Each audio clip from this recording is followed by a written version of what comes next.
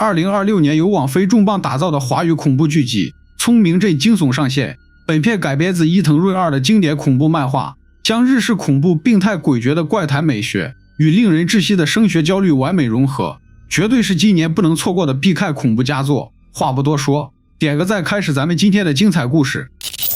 一张不及格的考卷，下次再努力就好。可是如果人生不及格，就只能等死。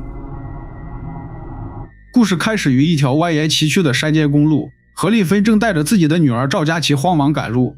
被寄予厚望的赵佳琪在今年的高考中不幸落榜，为了让女儿考上自己心仪的名校，何丽芬果断变卖了所有家产，带着赵佳琪赶往与世隔绝的崇明镇。那里有一所远近闻名的高中，以100%的升学率吸引了无数家长趋之若鹜。不久后，两人抵达了小镇入口，接下来他们需要乘坐缆车进入小镇。眼看四周一片荒凉，赵佳琪不禁好奇发问：真的会有人为了重考来这里吗？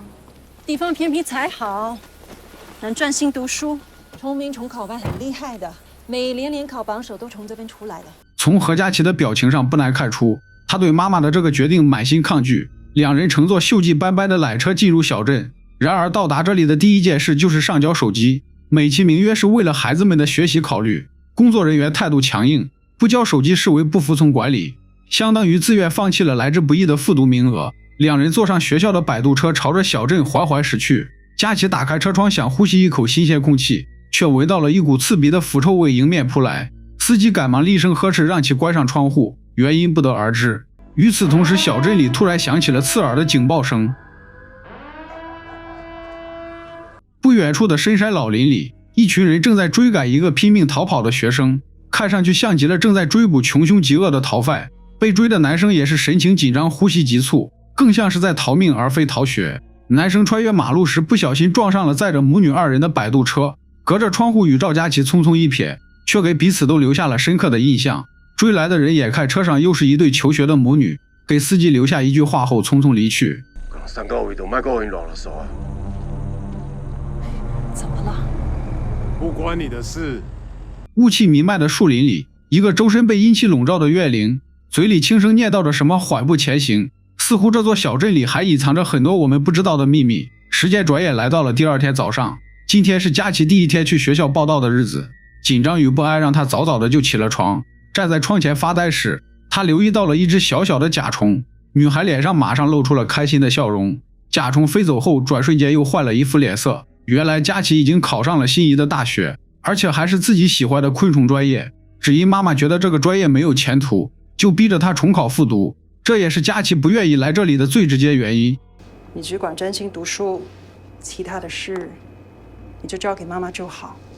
等你考上第一志愿，当上比你爸更好的医生，我们母女俩就会更幸福了。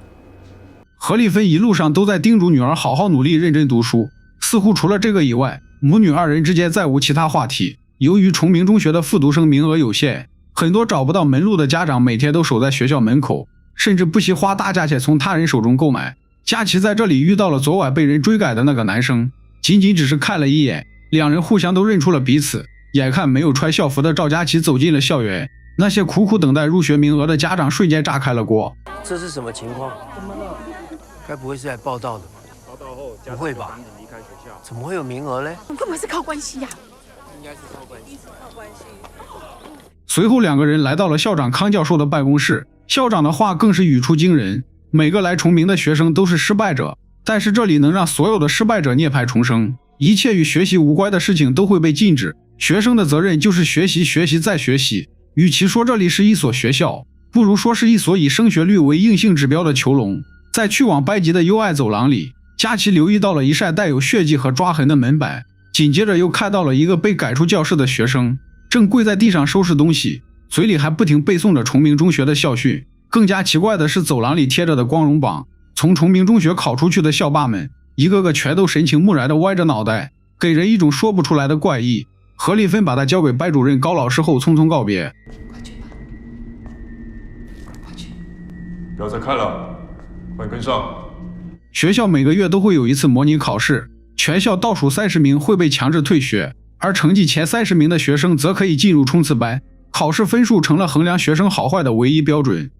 你联考分数几分384。努力的空间很大。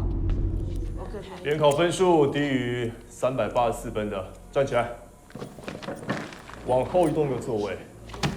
考试成绩决定了大家的座次，优劣差距一目了然。镜头再次给到了昨晚的那名男生，男生名叫陈书亮，没想到竟然与赵佳琪是同班同学。他坐在班级的角落里，由此可见成绩并不是太好。佳琪在课桌里看到了一本笔记，上面赫然写着不想死就别乱看的字眼。坐在旁边的男生一把夺了过去，只见对方嘴里叼着一根铁钉，神神叨叨地说要诅咒赵佳琪。说让你肚子痛，被全班讨厌，还遇到恐怖的事情。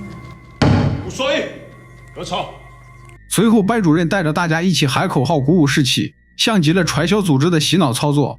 大家早已被训练成了高强度的学习机器，似乎只有不断的突破自己才能在这里有立足之地。成绩不好的人连活着的资格都没有。赵佳琪已经投入到了紧张的学习之中，门外那些家长还在好奇他的名额是怎么来的。应该是张磊的，应该就是。咱们后面还会提到这位名叫张磊的同学，大家在这里留意一下。另外一边的何丽芬正在家里打扫卫生，床头上绑着的2根绳子格外显眼。上一任租客也是在此陪考的家长，没人知道他们身上到底发生了什么样的故事。这时外面突然响起了门铃声，来人正是那些焦急等待名额的家长之一，对方名叫傅春华，借着上门送菜的机会嘘寒问暖，表面上看似是邻里间的相互关心，实则是为了接近何丽芬打探消息。他的女儿在没有名额的情况下都能入学，肯定有着什么了不起的后台关系，这些在傅春华眼里都是可以利用的资源。这时对面邻居突然打开了房门。江会长好，怎么样？江会长最近还好吗？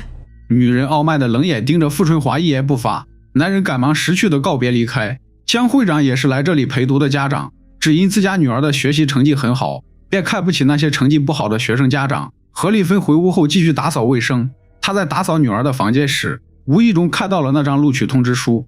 除此以外，她还在抽屉里发现了一颗通体血红的小球，小球是个有生命的活物，里面无数根类似毛细血管一样的东西在不停地蠕动，吓得女人赶忙将其扔到窗外，滚到了1楼的杂物间里。片刻过后，一只狗狗循着味道跑了过来，将整颗小球吞入了自己腹中。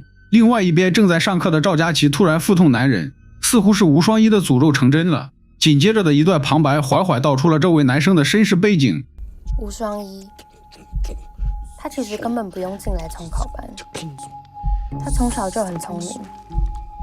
当一个天才每天不间断地做一件事情，他就会越来越厉害。有一天大家发现，双一的诅咒都会变成真的。在厕所难受的时候，旁边隔间突然爬过来一个女生主动搭话，女生名叫王新宇，也是刚刚转来不久。在她的眼里，崇明中学一个个都是只顾着学习的怪物，只有他们这些新来的还没有被同化的才算是正常人。王新宇好心提醒赵佳琪，在这里越低调活得越滋润，太爱惹事的家伙都没有什么好下场。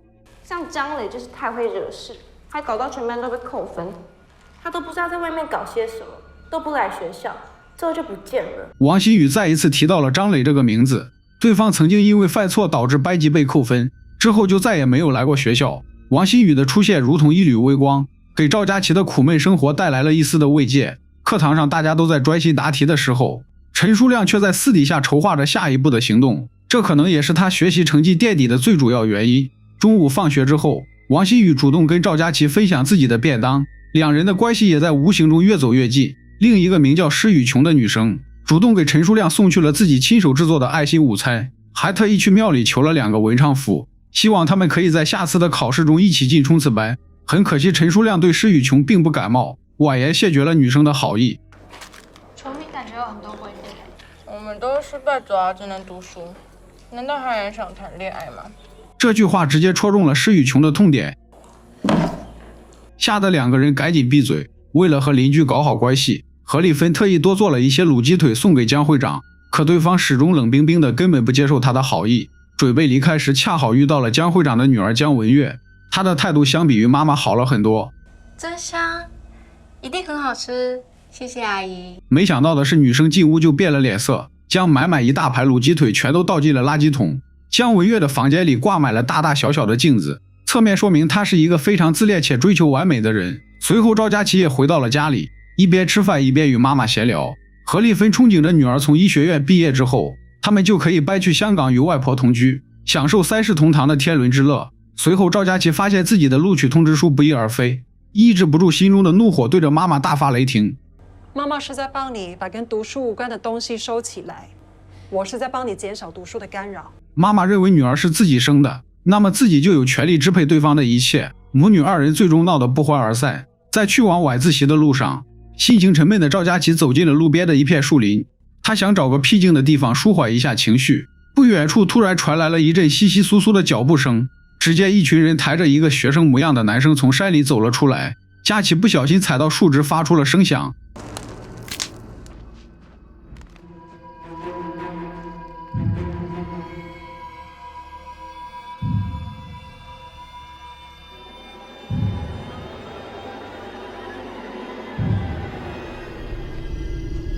好在赵佳琪身形娇小，躲在树后的灌木丛里才没有被对方发现。这些人把男生抬进了一间简陋的工棚。通过他们的对话，我们了解到以下几点信息：这群人隶属于镇长的手下，为首的男人名叫王秋安，专门替镇长干一些见不得人的勾当。昨天晚上有2个男生发现了小镇的秘密，但是他们只抓到了眼前这一个，还从男生家里搜出了好几颗那种血红色的小球。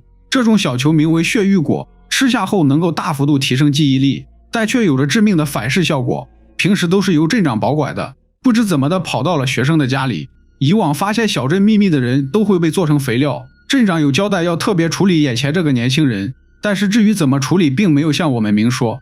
这个镇有问题，但最可怕的不是这些怪事，而是明明大家都感觉到了，却装作没有这回事。赵佳琪因为无故缺席晚自习，导致班级被集体扣分，连累所有人绕着操场罚跑10圈，一人犯错全班受罚，难免有人会心生不满，把所有怨气全都发泄在赵佳琪身上。吴双一做事还算坦荡，没有趁人不备下黑手，而是直接当面诅咒赵佳琪，诅咒你没朋友，被鬼追，吓死你！佳琪委屈地跑去厕所偷偷抹眼泪，期间王新宇递过来一条手帕并主动道歉，他看到是施雨琼把佳琪推倒的，但却不敢向老师揭发对方。他家很有钱又很爱欺负人，大家都不敢惹他。岂料话音刚落，施雨琼就走进了厕所，王新宇赶忙找了个借口离开。施雨琼知道赵佳琪躲在隔间里，故意堵死了厕所门，想看他出丑。不料就在这时，突然响起了紧急广播，所有同学立刻戴上口罩回家，不得外出，在外逗留者一律按违反校规处理。与此同时，深山里升起了滚滚浓烟，镇长的手下得到消息后倾巢出动，小镇居民见状也赶忙纷纷躲回了家里。从大家的反应上不难看出，他们已经不是第一次遇到这种情况了，整个小镇如同即将面临末日浩劫一般。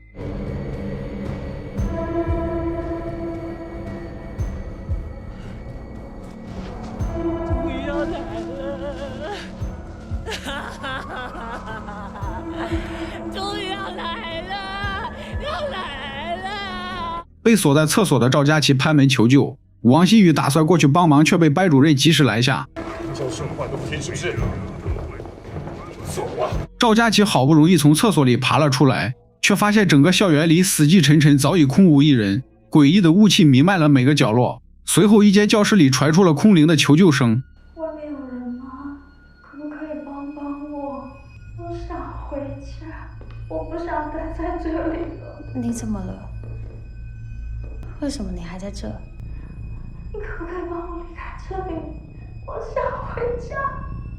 赵佳琪进去后才发现这是一间废弃的教室，教室中央孤零零坐着一个女生，正在背对着她小声读书，粉笔落地的声音吸引了佳琪的注意力。等她再次转过头去，刚才的女生早已消失不见，黑板上却凭空冒出来一行字，由于离得太远，只能看清自己的名字。赵佳琪想走近一点看个清楚。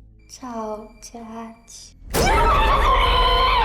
佳琪被吓得慌忙跑出了教室，没想到走廊里的场景更加恐怖。只见走廊两边站满了面目狰狞的冤魂，正齐声呼唤着赵佳琪的名字。